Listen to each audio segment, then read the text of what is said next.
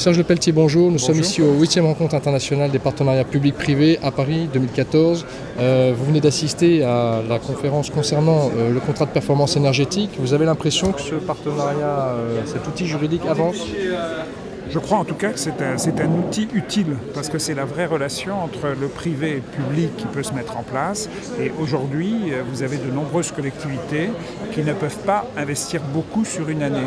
Et quand on passe dans le partenariat public-privé, ça permet de faire un gros investissement dans un secteur, en particulier énergétique, qui permet donc d'économiser de l'énergie, d'avoir un retour sur investissement qui peut être assez court quand c'est possible. Cela dépend évidemment du type d'investissement, mais ça permet à une collectivité de le faire, alors que si elle le faisait seule, en prenant des entreprises pour investir, mais qu'elle investissait elle-même, à ce moment-là, ça ne serait pas possible.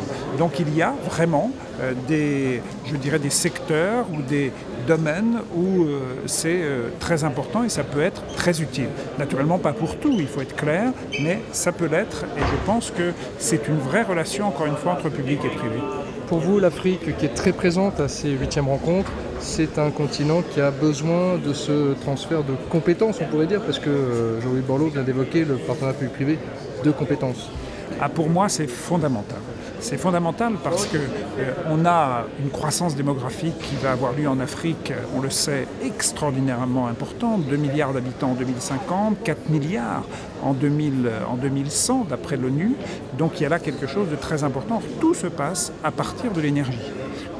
L'économie ne peut pas se développer sans énergie. Donc l'énergie est la base de tout.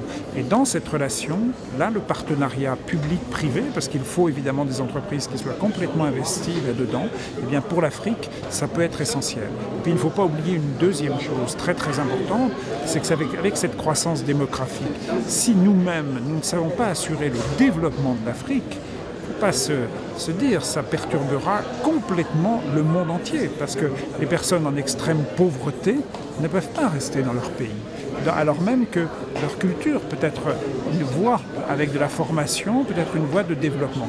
Donc je pense que là, c'est l'intérêt de tout le monde, de nos entreprises qui peuvent investir en Afrique, c'est l'intérêt du peuple africain pour qu'il puisse se développer.